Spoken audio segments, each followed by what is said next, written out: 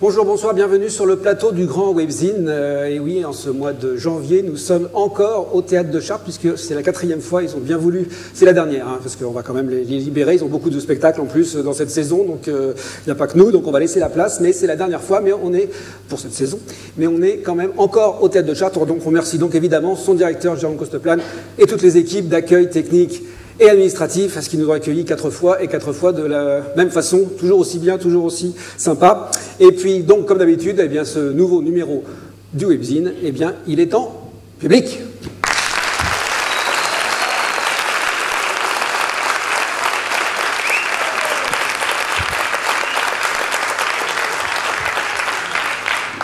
Alors, bien sûr, en ce mois de janvier, je ne résiste pas au plaisir de vous souhaiter une bonne année 2013, pleine de joie et d'émotion. Et oui, 2013 sera l'année de la diérèse. Alors je vous explique, parce que moi c'est pareil, avant que on me le dise, je ne le savais pas. La diérèse, c'est quand en tragédie, on dit émotion au lieu de émotion. Vous voyez ? Donc voilà, et puis les fidèles de l'émission sauront peut-être que tant que j'étais dans le dictionnaire de rimes, j'y suis resté un peu plus longtemps. Voilà. Donc c'est l'année de la diérèse de 2013, bon voilà, j'avais envie de le dire. Et puis pour cette émission, nous allons recevoir Michel Bien-Aimé, qui est le directeur du conservatoire à rayonnement départemental. Nous allons aussi accueillir, je les ai oubliés, nos auditeurs de Radio Intensité, toujours présents, qui sont donc sur 91.1. Et puis, on va surtout accueillir un groupe de musique. Mais avant ça, il y a une nouveauté pour les prochains numéros, et je dois vous le dire, c'est qu'on va ajouter une rubrique qui va s'appeler Côté court avec un T, car il s'agit de courts-métrages, et donc, eh bien, tous les courts-métrages de Chartres, de l'Aglo, voire un peu plus, sont les bienvenus. Si vous voulez être diffusés sur le Grand Webzine, eh bien, à partir du moment où le format est vraiment court, eh bien, ça sera possible. Donc, voilà, on fait appel à, on sait qu'il y a beaucoup de gens qui font il y a beaucoup de talents de vidéastes, eh bien, on ouvre la rubrique Côté court. Voilà. Et ça sera pour les, donc, allez-y, c'est pour les prochaines émissions. On reçoit, pour ce mois de janvier et pour bien commencer l'année, la Zinzin Family qui était déjà venue dans un de nos premières émissions. Eh bien, la Zinzin Family nous interprète, pour commencer, elle nous interprète Thérapie.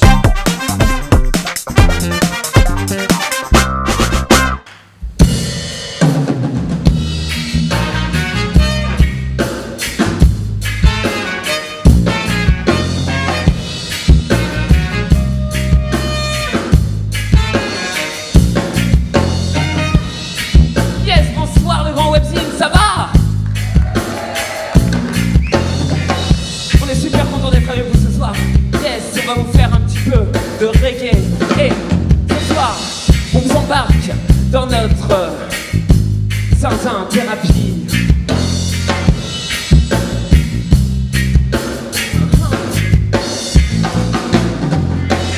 Déjà 10h03, l'exomile, rien à faire, je suis toujours inutile. 11h et 10 Prozac, je me sens toujours pas d'attaque. Y'a plus rien qui m'intrigue, même parler ça me fatigue. La vie ne mène à rien et ce sera peut-être pire demain. Y'a plus rien qui me branche, mon univers flanche. La vie ne mène à rien et ce sera peut-être pire demain. Zinzin, Zinzin Thérapie, pas de pathologie mais de la bonne énergie. C'est la Zinzin, Zinzin Thérapie, on guérit les maladies à coups de fête du bruit. Déjà midi, qu'est-ce que je fous ici? Ils me disent mégalo, mais ils n'ont pas compris que c'est pas de ma faute. Si j'ai 800 QI, je pourrais sauver le monde. Mais là j'ai pas envie, comme tous les génies de cette terre, de Vinci, Zidane et l'abbé Pierre. J'ai tout fait, j'ai tout vu. Vous êtes pitoyable et j'en suis convaincu. Zinzin, Zinzin Thérapie, pas de pathologie mais de la bonne énergie. C'est la Zinzin, Zinzin Thérapie, on guérit les maladies à coups de fête du bruit. Il est 20h, le soleil tombe sur l'hôpital. Cette voix dans ma tête, non ce n'est pas normal. Je suis observé, traqué pour chasser. Il ne faut pas qu'il puisse m'attraper. Je prends le contrôle de mon esprit. Je vais encore me réveiller au milieu d'une boucherie. Sauve-toi vite, si tu tiens à la vie. Et s'il te plaît, donne-moi ce bistouri. Zinzin, zinzin thérapie. Pas de pathologie mais de la bonne énergie. C'est la zinzin, zinzin thérapie. On guérit les maladies à coups de fête, du bruit.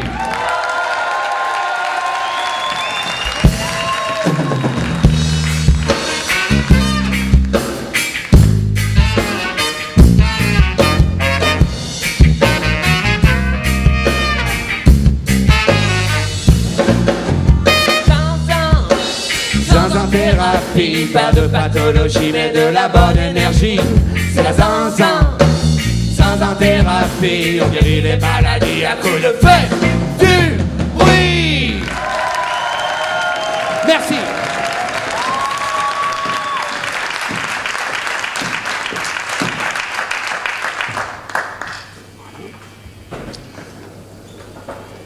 Alors, pardon, hein, ça commence très très mal l'année. Moi, ça devait être l'émotion, sans doute. C'était zinzin thérapie et non pas thérapie tout court, bien sûr, ça voulait rien dire.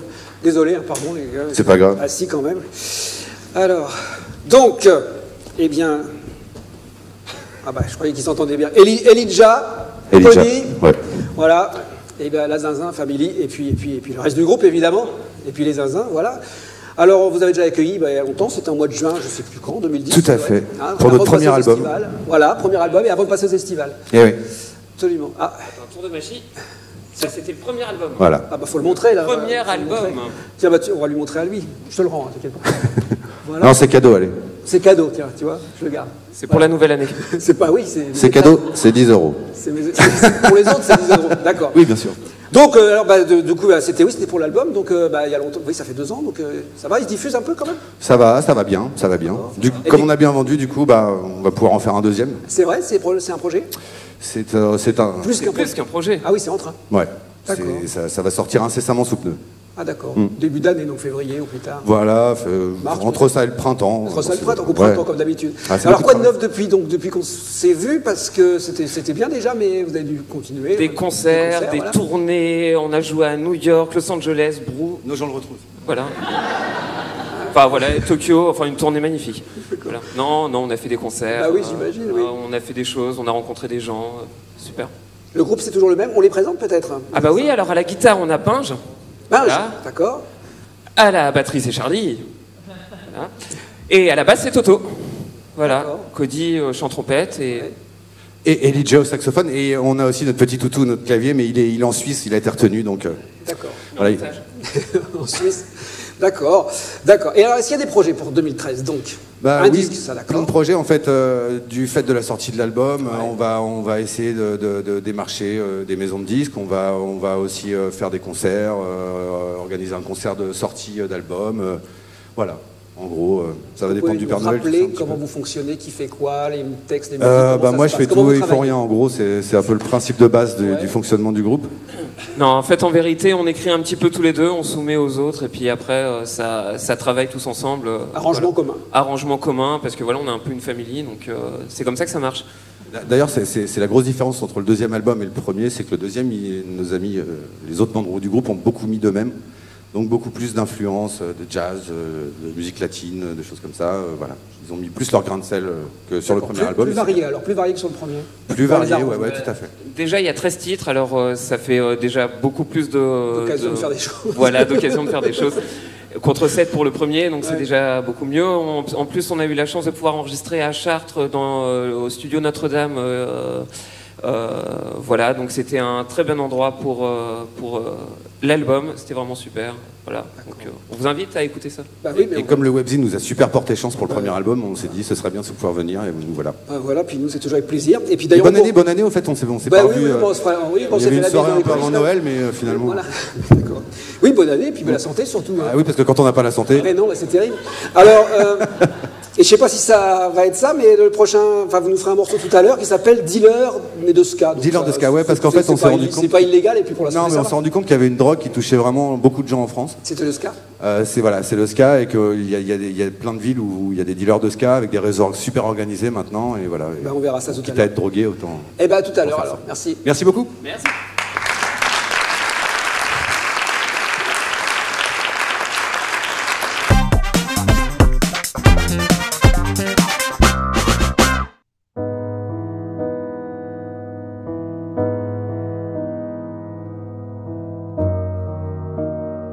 J'ai commencé à écrire tard, j'avais 30 ans passés, mais tout ça mûrissait, vous voyez, si bien que mon premier livre, qui s'appelle Le détail révélateur, c'est un petit peu un titre de roman policier, mon premier livre, je l'ai écrit en 3 mois. Et vous savez où je l'ai écrit? Je l'ai écrit en Beauce, près de Châteauneuf-en-Thymerais, à Autrive-Saint-Même, où j'ai vécu 2 ans, avec mes enfants qui étaient petits à l'époque. Et ça, c'est mon premier livre, Le détail révélateur. Puis, je suis venue vivre à Chartres. J'ai eu le coup de foudre pour la cathédrale. Je ne peux écrire que quand c'est indispensable. Jamais je ne pourrais écrire si on me dit, voilà, tu dois me rendre un livre dans 6 mois ou dans 1 an, etc. Moi, j'écris à mon rythme et heureusement, au point où j'en suis, je m'arrange toujours avec les éditeurs pour que leurs vœux coïncident avec les miens, si je puis dire.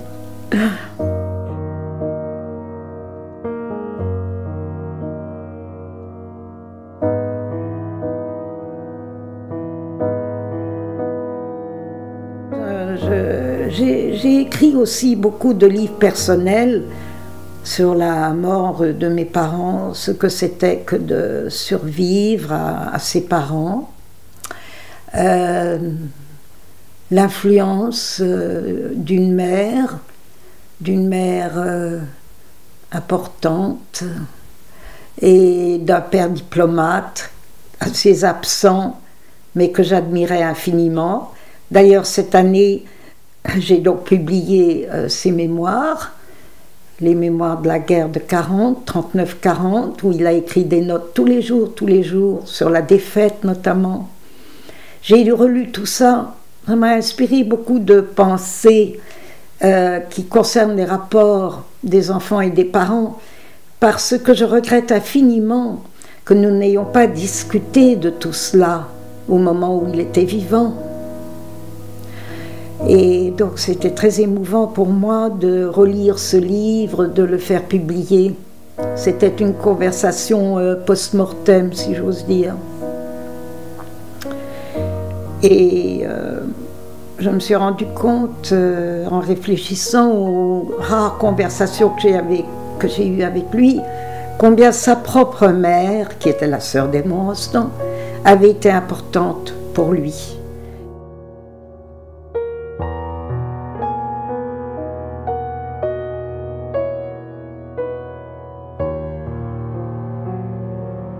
Ce que je pourrais dire aux jeunes d'aujourd'hui, c'est que rien ne ressemble à une autre vie. Chaque vie est totalement différente d'une autre. Même s'ils sont comme ça ensemble, dans un lycée, dans des vacances, etc. Chacun a son point de vue. C'est ça qui est important.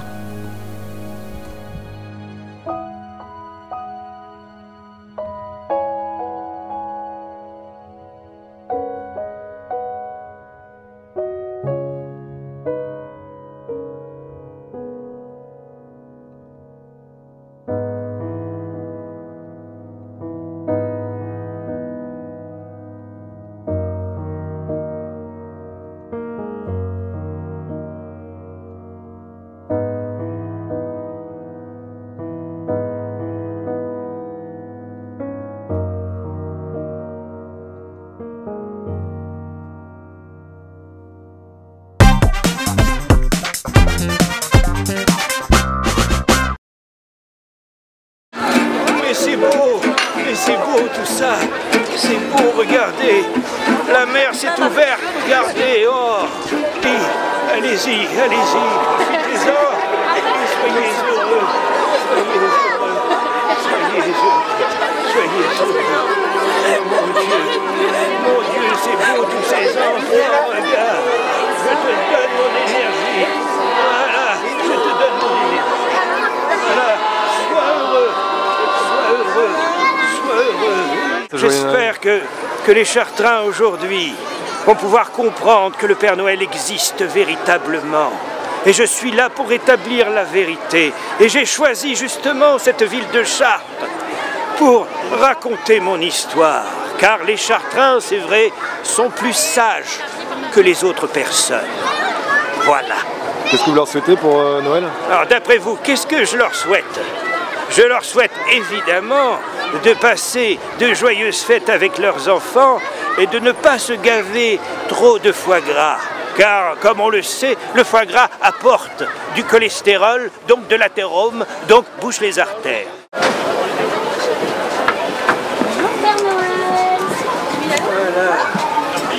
Voilà une bonne brochette d'enfants. Oh, il peut encore en faire entrer le monsieur s'il veut. Les enfants, avez-vous passé commande cette année afin de commander des jouets? Oui.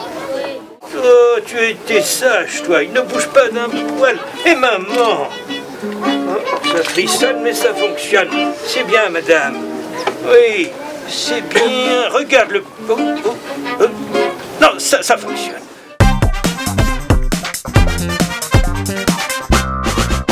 Dans notre bateau du webzine, dans notre galère de la culture, nous recevons un capitaine, un vrai capitaine aujourd'hui, puisque c'est le directeur du conservatoire à rayonnement départemental, Michel Bien-Aimé, que nous recevons dans notre barque. Bonjour. Bonjour, oui, bonsoir, ça dépend quand on nous regarde. Voilà, donc nos internautes qui nous regardent et puis qui petit à petit ne nous regardent plus, voilà, comme d'habitude. Alors, oui, j'ai eu l'honneur de recevoir le directeur quand même du conservatoire. Alors, quand on fait un peu de musique, voilà, on est toujours impressionné parce que le conservatoire, ça paraît un temple comme ça, inaccessible.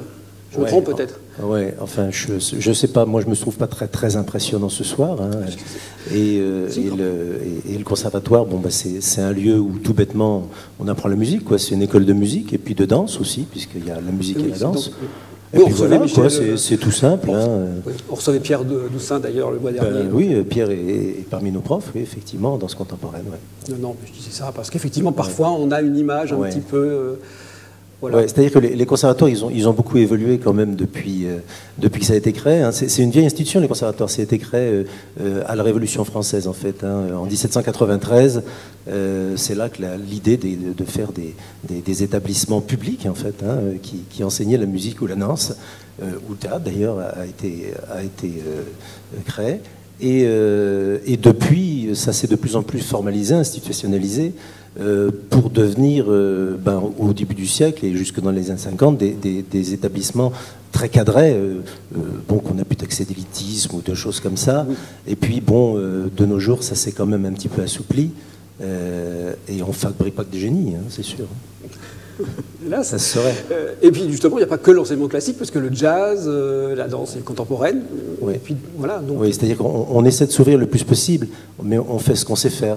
C'est-à-dire qu'on apprend la musique ou la danse, qui sont des arts extrêmement exigeants, et puis on essaie de vivre avec notre temps aussi, et donc on s'ouvre sur le jazz, sur les musiques actuelles pour certains établissements, sur la danse contemporaine, sur la danse jazz, sur le hip-hop même quelquefois. Enfin voilà, il y a des choses qui se créent quand même. Et puis vous ne restez pas non plus enfermé dans votre conservatoire, même si s'il est très beau. On peut vous voir, vous sortez, donc justement on va en parler puisqu'on démarre l'année 2013.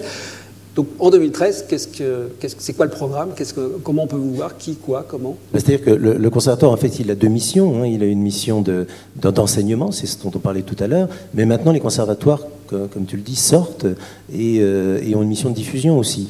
Et c'est vrai qu'il faut savoir qu'un conservatoire comme celui de Chartres, c'est un réservoir d'artistes. En fait, c'est 46 artistes enseignants, 46 professeurs qui sont tous des artistes et qui le font valoir à des degrés divers. Bon, certains bon, s'installent dans une vie de professeur, voilà, mais d'autres continuent leur carrière artistique. Et pour une ville de taille moyenne comme Chartres, par exemple, bah, c'est une formidable ressource, parce que c'est avoir à domicile bah, de quoi produire tout un tas de spectacles. Et c'est ce dont les villes s'étaient mal avisées jusqu'à une période relativement récente. Et maintenant, on demande de plus en plus au conservatoire d'initier des spectacles. Alors, selon que l'équipe pédagogique a envie ou pas, évidemment, ça se fait bien ou moins souvent. Selon que la ville a envie d'être derrière aussi et fait confiance au conservatoire, ça se fait ou pas. Ce sont avec les élèves, sans les élèves, les deux? Sont les élèves, sont les professeurs. Il y a le niveau professionnel et le niveau amateur, enfin le niveau élève. Mais avec les élèves, on peut faire des trucs super. Et puis on peut mixer les deux aussi. Ça, voilà. Donc c'est un peu ce qu'on essaie de faire au conservatoire. Et puis nous aussi, on fait partie des gens qui sont redevables au théâtre, à Jérôme Costoplan et à toute cette équipe qui nous accueille effectivement pour des concerts. Il y a 8 concerts, je crois, cette année ici au théâtre. C'est la première fois. C'est une fête d'ouverture aussi.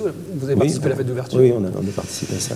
Oui. Et donc, il s'appelle, j'insistais un peu, c'est pas pour me moquer, mais un rayonnement départemental. Alors, c'est pas du rayonnement nocif, ouais. Hein, c'est pas. Enfin, voilà. on rayonne comme on peut.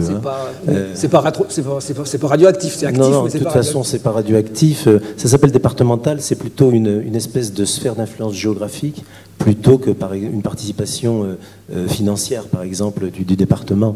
Les conservatoires, mais ça peut prendre beaucoup plus longtemps que les 5 minutes, hein, mais les conservatoires sont des établissements qui sont extrêmement labellisés par l'État. Et donc, il y a 3 sortes de compositeurs, de conservatoires, qui sont des conservatoires soit rayonnement communal, soit rayonnement départemental, soit rayonnement régional. Et nous, on est départemental, tout simplement parce que sur le département, le conservatoire de Chartres est labellisé, ça ne veut pas dire, voilà, hein, est labellisé comme étant celui qui offre le plus de possibilités d'enseignement, pour tout le plus important en fait. Pour tous les habitants du département. Pour les habitants du département, sachant que c'est un établissement municipal et que c'est la ville de Chartres qui finance entièrement le conservatoire. Néanmoins. Oui. Voilà, de toute façon. Est-ce qu'il y a un spectacle ou quelques-uns qui seraient... Il y a toute une saison de concerts en fait, oui.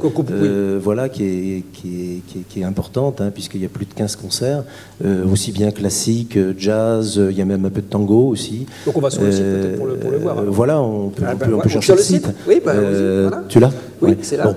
Il faut que je le tienne un peu plus longtemps, il paraît. Donc, voilà. Bon, en fait, je crois que ça se confond un peu avec celui de la ville, hein, le site du conservatoire. C'est une page en fait de la. Ouais, mais on peut aller directement dessus, c'est mais pour ça. On peut y aller. On a mis l'accès direct là. On peut y aller. Voilà. Ok. C'est bon, tout le monde a vu, c'est bon. Voilà. Voilà. Et ben voilà. Ça y est. Ça c'était top. Pourtant, j'avais des tas de trucs à dire. J'imagine, je suis désolé. Mais bon, voilà, c'est comme ça. Ok, merci. Merci. Et puis on va se quitter en retrouvant la Zazin Family. Et puis on va se quitter jusqu'à la prochaine fois, parce que si tout va bien, eh bien on se retrouve en février. Mais en février, on se retrouve, on sera plus au théâtre, comme je vous l'avais expliqué tout à l'heure. Alors on sera ailleurs, ça sera une surprise. Ça sera une surprise, mais ça sera original aussi. Voilà. Et donc la Zazin Family, dealer de ska, je l'avais dit, et bien je le répète. Et c'est maintenant la Zazin Family. Eh ben merci.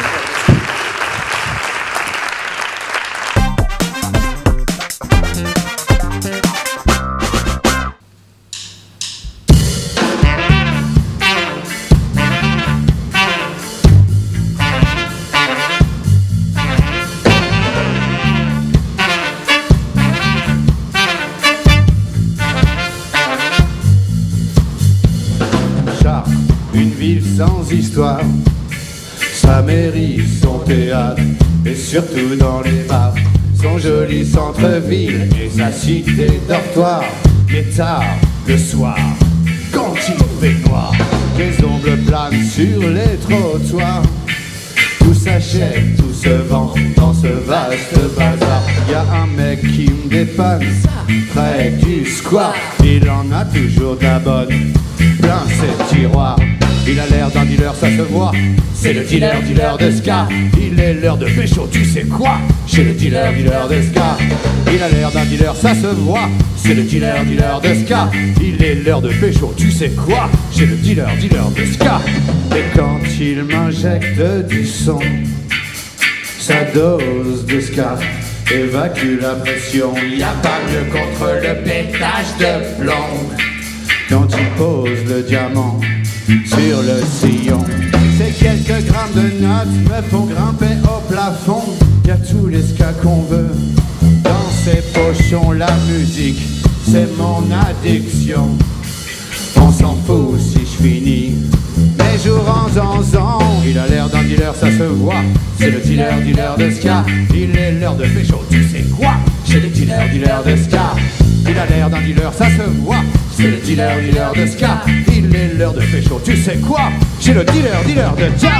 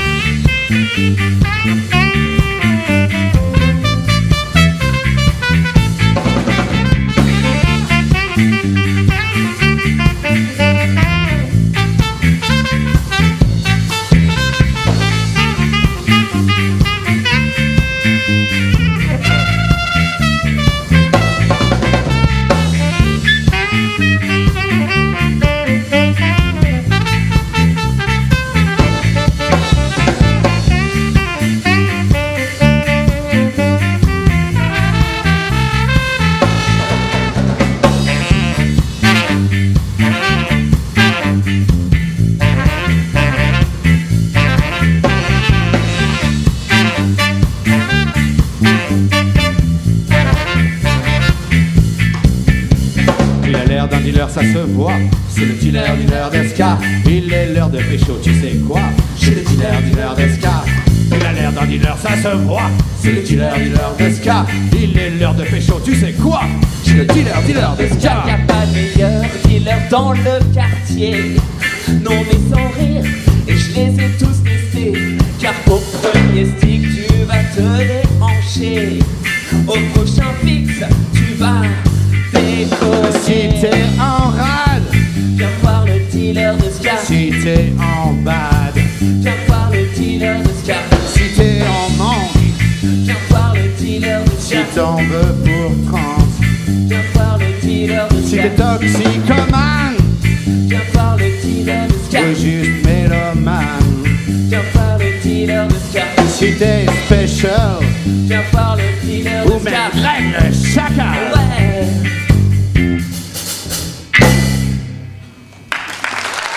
Merci, c'était la Zonza Family. Merci beaucoup, merci à vous.